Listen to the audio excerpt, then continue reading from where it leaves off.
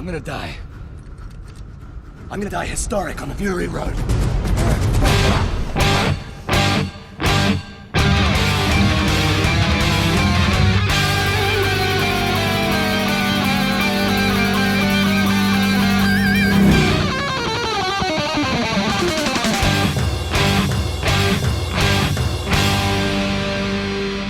Welcome to the Mad Max Minute, where we only use the most despicable of characters as human shields in Mad Max Fury Road 1 minute at a time.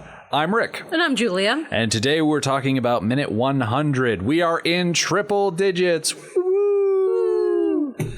Which begins with Furiosa dropping the knife that she pulled from her side, and it ends with Cheeto letting Max know that Furiosa isn't feeling too well. Joining us this week, should they choose to accept it, are Jonathan Howell and Chris Ramirez from the Minute Impossible podcast. Yo. Hey. You want big numbers, you got to get big podcasters, and that's me and Chris. We're not like as big as that guy with the nose thing. Okay. Well, can I start off with, I'm going to mess up everybody's name and the name of all these vehicles.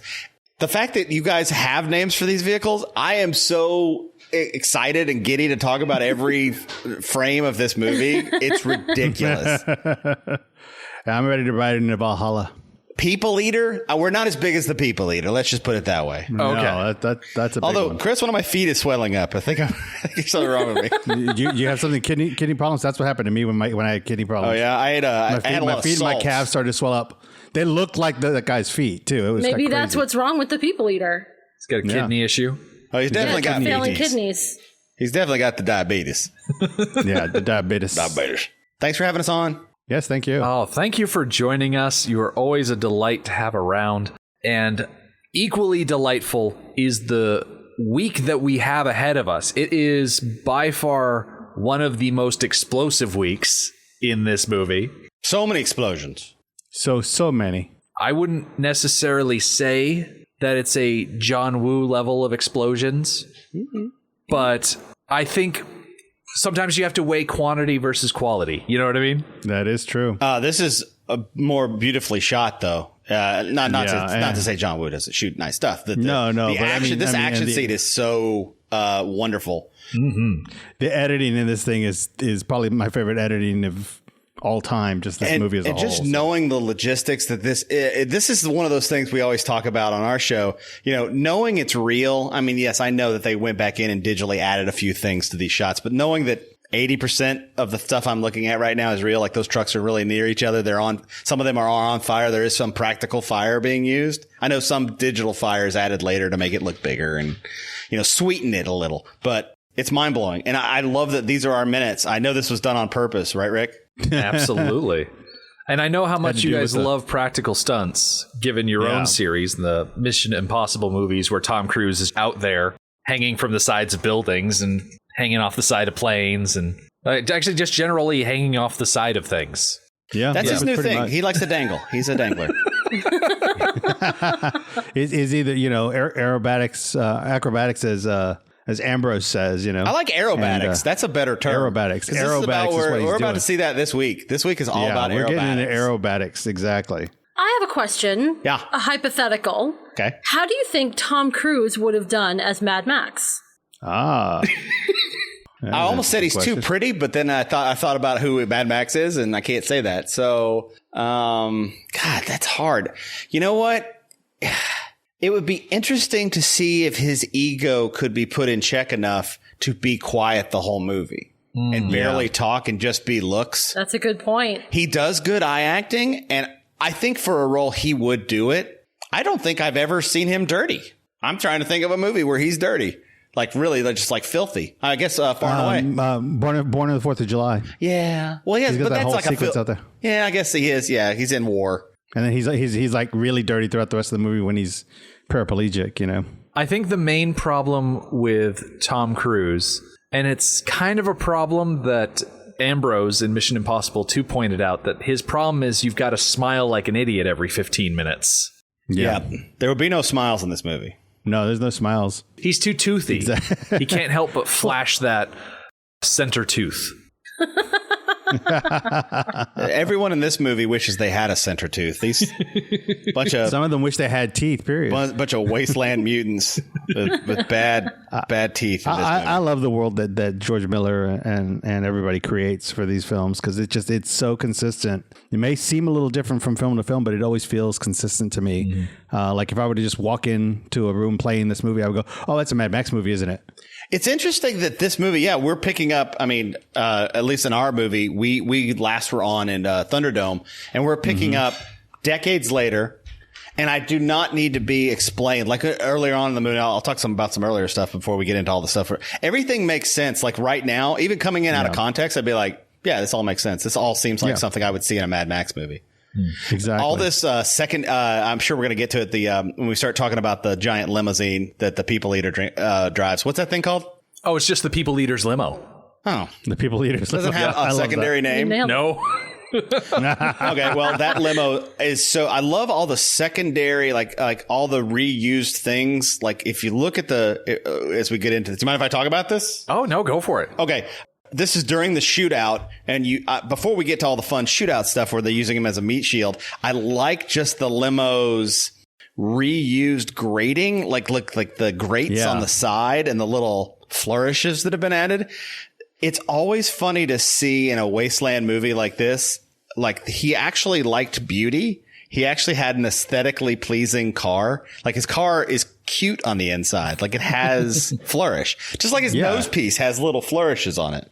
Yeah, little filigrees and carvings and whatnot. Yeah. I want to say it's like the leftovers of them reminding themselves of the world that was, if you will, because that's those little things that they can remember, I think, to me at least. Yeah, because there's no glass, at least in the in Immortan Joe's, his has glass on the side because you see him, the windows are rolled down.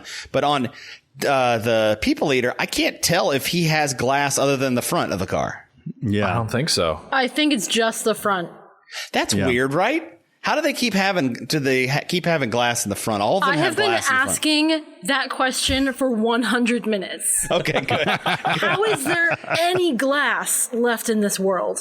Exactly, especially with as much chasing as they have to do, because I would assume this is kind of a regular thing, maybe maybe not against Max, but against other people. Yeah, absolutely. Do the War Boys have glass in their buggies when they're driving? Yeah, some of them do. Some of them do, not all. I remember of them. at some point, some of them are wearing goggles and some of them aren't. So I didn't know if it was a hierarchy thing. I guess you get glass the higher up. Yeah, because Nux's car had it, I think. Yeah. Maybe they have a class system, but it's called a glass system. And you're like middle glass and higher. Like I'm middle glass. Everyone thinks they're middle glass, lemon. But what they are is you're low glass. It means you get cars with very low amounts of glass. High glass, like Joe and People Eater, they can have as much glass as they want. Right, and Joe even has bulletproof glass. Yeah. So he's the 1%. He is. So he's like the 0.01%. He is the Donald Trump of the wasteland. He is. Quite literally. Yes. With beautiful golden hair. I got the best car. I got the best rig, best women. The best rig, the best women. I would like to think that we've actually done a pretty good job of not referring to him over the course Of course, you bring it to us, and we're gonna bring it up. Or I'm gonna bring it up. In the grand scheme of things, like we've gone through plenty of this movie without talking Drawing about specific him. comparisons. Yeah, it does exist, but I don't think people need us to draw attention to it. No, well, we definitely do it too. Where we have a giant. Basically, it's a powerful fat guy. We have a powerful fat guy in our movie this time, and that's causing problems too. So we just have a lot of people like, "Hey, John C. McCloy, he seems like he's kind of Trumpy." We're all like, "Yeah, move on. Let's keep going." Moving on. I don't know if you guys saw the making of that they have on the Steel and Chrome version or on the iTunes version of this, and it's got a great making of with this whole thing about the cars, just on the cars alone, how they had to build them up and then they transported them and then they had to shut down production. I was just amazed by that, because I remember when I was in LA in 2001, 2002, and I heard them prep, getting things prepped for this. And then they shut it down. And I remember everybody in LA was just shocked that they shut it down so quickly, especially as much money as was in on it back then. I'm going to add my question, and then maybe Julia's glass question will also get answered along with mine. Where do the tires come from? Well, we have a little bit of an answer on the tires. Okay. A couple of minutes ago, one of the rig's tires got blown out, but it didn't get blown out the way like a modern day rig's tire would blow out. The rubber got ripped off, and underneath you could see a steel frame. Oh, so we think that they're not tires like our tires. They're not inflated anymore. Yeah. They have a steel frame with a rubber coating on the outside. For the tread. Yeah, for the tread. That's got to be a rough ride. Yeah.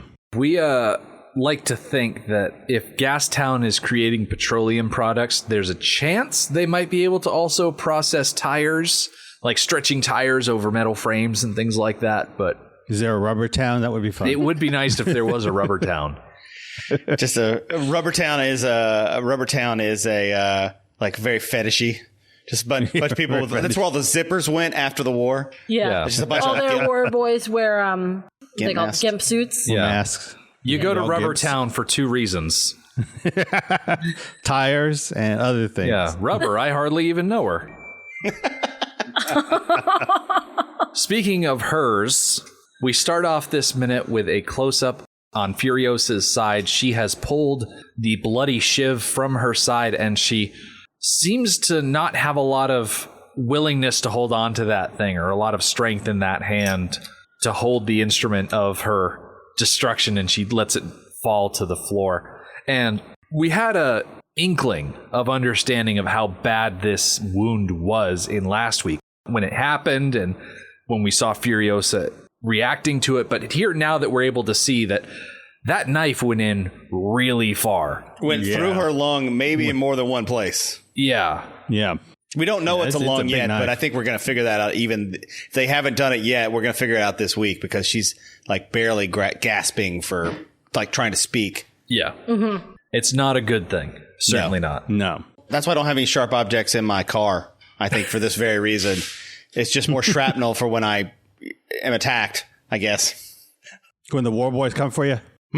Your gear shift isn't also a shiv? It's not.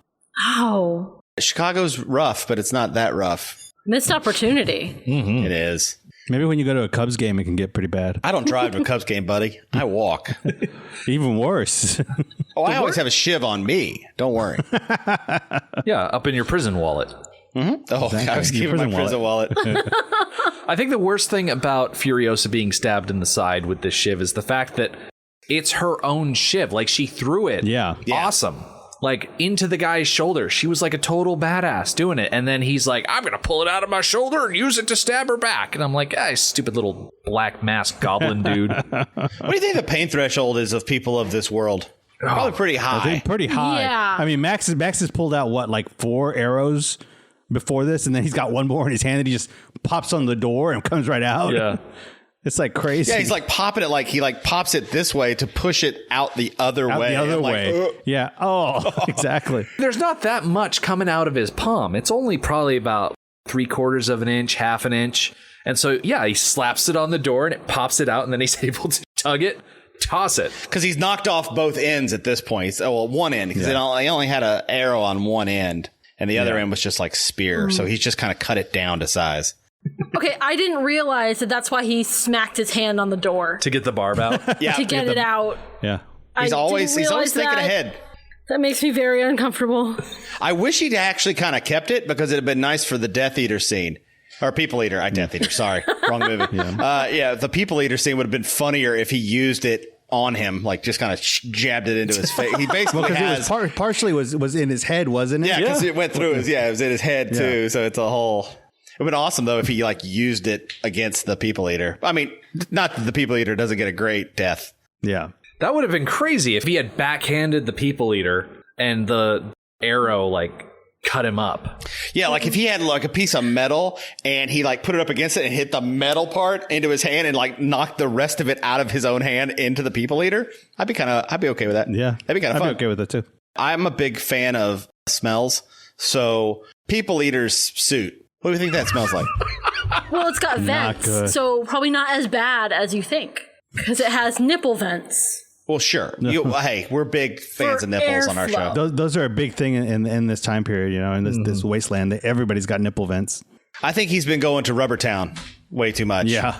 He's like, look, I got exposed nipples last time I went to Rubber Town and got drunk. They weren't pierced before I went there. Let's put it that way. I'm willing to bet that anybody from Gastown always has that underlying layer of diesel smell. Mm-hmm. And then the People Eater himself probably has some sort of oil routine. Like patchouli? You think they make patchouli there in Gasoline Town? Well, I'm thinking like back when we were watching Spartacus on FX or AMC or one of those shows, like the gladiators would cover themselves in oil and then just scrape the oil off. Yeah. Oh, they were doing because they were doing it was like an essential oils thing that it makes you smell less bad. It's better than using that's how they sand. would clean themselves. So he probably has that done to him, and they just have to spend a lot of time doing it because there's just a lot of him. A lot of surface area. A lot of folds. He's probably got people who do that to him. Do that for him, Oh, absolutely. Oh, they lose those little swabs inside his body at all. Like, we went in with 5, we came out with 3. Well, I bet they lose at least one war boy every month to that process. Those will shake out at some point. Gross. He's a gross man. That's why I think Immortan Joe, of all the guys, before him, the bullet farmer, he seemed to have the most sense about him until he was blinded, and then this. When I look at People Eater compared to Immortan Joe, I'm like, oh, Immortan Joe's like a kind of a dish, he's kind of good looking. He's like a WWF wrestler, He's still got his fake pecs at that point. Exactly. We need to step away from the People Eater to go back into the rig real quick because Nux, he emerged from the engine compartment last week and now he's climbed back into the cabin proper. And he reports that engine 1 is good for now. And Nux is able to deliver this news, but then he notices, oh yeah, Furiosa has also been stabbed. Things have gone downhill since I went into the engine to take care of things. He's a little worried from the looks of it. He must see a lot of death with his war boyfriend, so I assume he knows she's basically got a fatal wound at this moment. It's like Steve Carell in that one date night movie where he's like, kill shot, that's a kill shot. Yep. Knowing that you've been hit in the side like that, it's like, oh, she's gone. She's gone. I mean, he basically says that in the next minute or third minute of our week when he's letting Max know what's going on. Speaking of Max, getting back to him in the People Eater's limo, he has taken control of this giant machine and he is shifting up to speed this thing up past the war rig. Because as we saw last week, the People Eater's limo was brought in on one side of the war rig to help box it in. And so now Max is opening that door so that way Furiosa can get out of this little all sides pincer maneuver and give her a little bit of breathing room. This whole movie is a pincer maneuver. Yeah. And the People Eater is not content to just sit by and let it happen. He got kicked in the face last week, but he's recovered from that a little bit, and he has pulled a Mauser out of his pocket, I want to say, and he is going to attack Max. It's not in the pocket. That's not where he keeps that. Prison wallet. He's got so many folds. Hey, what if he pulled out a war boy first? So it's like, oh, there he is.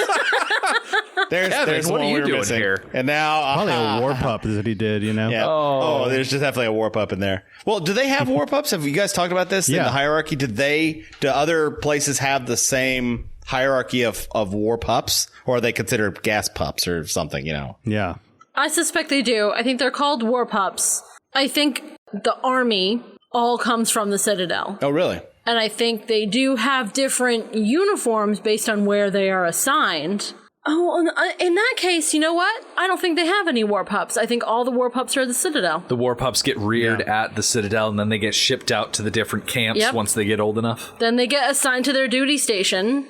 That makes sense, because then they're at least at a certain level of conformity. They're like, your new master is this guy. Go do it for Immortan Joe. You get to grow up with the water and the mother's milk and the produce and all of that, and then you get sent out to the bullet farm. Yeah, because throughout the movie, we only see the war pups are always at the Citadel the entire time. Yeah, right. But I mean, like, there are other guys driving like the bullet farmers' cars and all that stuff. They're not war boys. They're not dressed like, they don't wear the paint. They have different uniforms. It's kind of like, I guess, Disney World when you go there and you work there and you were assigned, well, today you're in Tomorrowland, so you have to wear this. Maybe it's a rotation. Maybe you rotate in like army people. They are war people. Maybe they rotate in army ways. They're like, did a tour of duty with the Petro boys, and it was not good. Yeah, spend a couple of months at the bullet farm smelling like rotten eggs, and then you spend a couple of months at Gas Town smelling like diesel all the time. Get back to the Citadel, and you're like, oh, it doesn't smell like those things. It smells now like fertilizer. That would help keep their loyalty to Immortan Joe. Because if they turn 15 and they're grown enough to fight war, they get their war mitzvah. They get their war mitzvah. You are and now they a get man. their Muzzle duty top. station. If they just go work for the bullet farmer for the rest of their lives, their loyalty is eventually going to switch to the bullet farmer rather than Immortan Joe. So if they keep them on rotation so that they all get to go back to the Citadel at some point, keeps their loyalty on Joe. I like that. Yeah, I like the idea of it. The People Eater tries to shoot Max. Max is too quick. He grabs the barrel and points it harmlessly out the window. I don't know how he had the reflex to know that he was playing possum or just woke up, because it was instantaneous. Knowing that the People Eater is called the People Eater, I think Max should be happy that he attacked him with a gun and not something like a knife and fork. Yeah. It's good situational awareness to put that big fat dude in front of you. Oh, yeah. Max is able to rip that gun out of the People Eater's hand, and the People Eater is understandably cowardly. He's crawling out the top of the car, and Max just pulls him down like a human shield, and it's a good thing, because as soon as he gets on par with the Gigahorse, Immortan Joe has his gun out the window, and he's popping off shots left and right, and I love how Max does this little duck and weave move from behind the People Eater. So when the People Eater, attempts to crawl out the roof, do you think he is attempting to cry out for rescue and help from Immortan Joe himself? Oh, absolutely. Yeah, absolutely, yeah. Any chance that Immortan Joe would have done anything to help him? No. Nope. No. I agree. Not at all. Only if he somehow got through the roof himself, climbed up on the front of the rig, and then jumped onto the Gigahorse. Oh. But that's 90% the People Eater working. And let's just be honest, that's not If the happening. People Eater had jumped off of his limo towards the Gigahorse, it would have been like that cat video where the cat's walking along the ledge and they're playing that one song, Sail or something like that, and the cat goes to jump, and the cat doesn't really move forward. It just kind of spread eagles into the air and then drops straight down. Yep. The People Eater does not possess the ability to jump. No, I think he just like cannonball right to the ground. He would instantly become a roadblock. Well, yeah. Exactly. Also, you can't beat inertia and momentum. You're still moving forward. You don't get to jump across. Movies have taught us that you can jump from a moving vehicle to another moving vehicle, going two different speeds, and it's perfect. And you're like, you're always going to be short because the other vehicle's moving too. And the Gigahorse is faster than the limo. See, that's the problem I have. The Gigahorse has an awesome name. The limo does not. I'm sad about that. I'm trying to think of a reason why. The bullet farmer, what was the name of his vehicle? Oh, that was the Peacemaker. The Peacemaker. Such a good name. Right, and then the Gigahorse, and then we have the People Eater's limo. Boo. I don't know. Since we're about to see the end of it, I wish it had a better name, but I was saying before, everything has a name in this movie and it's ridiculous. So I guess one more name. What would you name it, Julia? Oh, I'm not creative like that. Ask Rick. Oh, okay. Rick. Well, I actually like the idea of keeping it called the People Eater's limo because the People Eater is literally the Hollywood fat cat persona. He is the totally self-absorbed, lavishly dressed. Of course, he's going to drive around in a limousine and he's going to name that thing after himself because he is so vain, he probably thinks this song is about him. You know? Yep. He's not going to have a creative name like, oh, make way for the Ripsaw. Here comes the Peacemaker. Oh, watch out for the Gigahorse. Here it comes with Joe astride it. No, it's, oh, look, here comes the People Eater's limo. I bet the People Eater is inside because he is an uncreative blob. It's like somebody calling their own company the Weinstein Company. Exactly.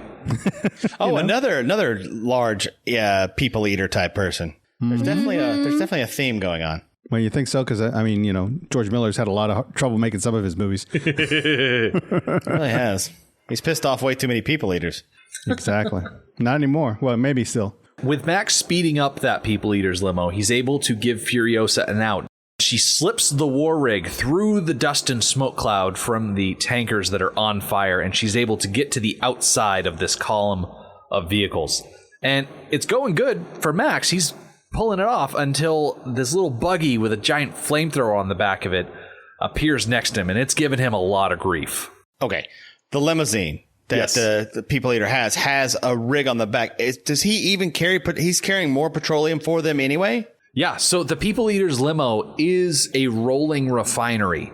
You start at the back with raw crude, and as it moves forward in the tanker, they have equipment and machinery to refine fuel, so that way when it gets to the front, you can just dispense it into a vehicle. It's not realistic. Yeah, I don't think we really ever talked about how dumb that is before. But that's also why it explodes so easily. Yeah, it blows up easily. And I was just like, this seems odd that you would bring this on you with a chase. Because they knew they were chasing. The only people that didn't know they were getting ready for a chase was Immortan Joe. The second they signal that they've gone off course, the guys muster their team. If you have a vehicle that is able to haul this much weight, why wouldn't you completely fill it with usable fuel? What's the point of refining on the go? To have a completely never-ending supply of gasoline that you can drive around forever, I guess? Maybe? I don't know. But you'd still have to put more crude in it. Couldn't you just drive up to it with crude and pour it in the back? Can you? I don't know. It seems it seems illogical. Well, yes. It makes a nice explosion. I like that it's on fire. It really does. The People Eater's limo is a rolling version of the compound from Mad Max 2, The Road Warrior. Yeah. Everything you saw in that compound explosion we're about to see on Wednesday. Just rolling instead of being stationary. But the main thing that is bothering us right now is this little flamethrower buggy, and Furiosa is Johnny on the spot to take care of this thing. She plows into the back of it and completely decimates it in classic Mad Max fashion. These buggies aren't made really tightly. This thing falls apart pretty loosely. Yeah. It's old parts, It is. I love that they do the classic Mad Max push in, the sped up push into them. It's sort of like a pixelated push in where you're pressing the camera's start button every 5 seconds or every 2 seconds, and you get this jumpy sped up look. I know that's not how they do it anymore, but I love that they still do that. Yeah. Well, I wonder if they had if these are just digital zooms. Do you think they're digital? Think they had the wide framing shots of these guys, and they added those little digital zooms, like the face of the buggy driver or flamethrower, getting hit? I think it's multiple shots probably put together. You're right, probably digitally, but they could still be doing it the old-fashioned way that they used to. Back in my day, we pushed in by hand because you could tell a digital zoom. I like the way that they look. They're very consistent with the original ones, so that's why I like them. You could feel a digital zoom. What they probably did for this quick zoom is they probably had the camera on the crane, and they just swung the camera in on the crane to zoom in on this guy. And then they could swap everything out so that way they could actually have the war rig plow into this thing. Yeah. And I just love that it's such a classic move of a vehicle getting smashed and obliterated by a larger truck. I'm pretty sure I've lost track at just how many times a big rig has smashed into a smaller vehicle at this point. Wait, you're not keeping tabs on that? Normally I would, but it's happened a lot. Okay. Is there a number you stopped at? Like 50? Like if I had to ballpark it, ballpark I'd say we're probably at the 5th time that this has happened. 2nd time in this movie, maybe. Could be the 3rd. And there'll be a lot more of those. We get one at the end of the first movie. We get one at the end of the second movie. We get one towards the end of the third movie. That's one per. The war rig has already obliterated Nux's car once, so unless there's another one that I can't remember, that would put this at number 5. Actually, that's a lot lower than I thought it was going to be. But I guess the second movie doesn't have a ton of chases. Well, I guess there are more chases than that one. Third one doesn't have a ton of. The third one has the last big chase. Yeah. It does. But other than that, I mean, it's a lot of helicopters and, weirdness and thunderdoming and. Yeah. And then I think the second one has that first chase that's like in the middle, and then the last big chase as well. Okay. So. Well, good. Well, now we have a tally. I can start from there at 5 because I have a feeling for the rest of this movie there's going to be a lot more. Right around second 48, we get a quick zoom in on Furiosa behind the wheel of the war rig. And as I'm looking at this paused shot, off to Furiosa's right, you've got Nux, and he's looking at Furiosa like, are we really going to do this? And Capable isn't even looking at the situation. She's got her arms wrapped around Nux's neck, and she's burying her face in his shoulder because she doesn't want to look. I'm a bit surprised by that. I would have thought by now they would be a little bit more comfortable or desensitized with the level of violence that Furiosa is about to inflict. I kind of see it as her like bracing for impact. She has two options. She could put her head between her knees and brace for impact, or she could cling to Nux like he's the one stable thing that's not going to get thrown around inside this rig, even though he's just as susceptible to being thrown around as anybody else. I think all the wives are very tender when it comes to, they try and act, real tough, but I think they still don't, like, she just looked that guy in the eye and ran over him and the driver. With no qualms whatsoever. So I don't think they're at that level of murderiness yet. So it's still, I think to them, a little cold-blooded. Yeah, they still haven't picked up any weapons to participate in the murder fest. Not yet. With the flamethrower buggy taken care of, Max and Furiosa are able to get neck and neck, and Cheeto is leaning out of the war rig, and she shouts over to Max, she's hurt real bad. And Max takes a moment to look across the way and see if he can catch some sort of glance at Furiosa. And that's how we wrap this minute, with him trying to look past everybody to see how she's doing.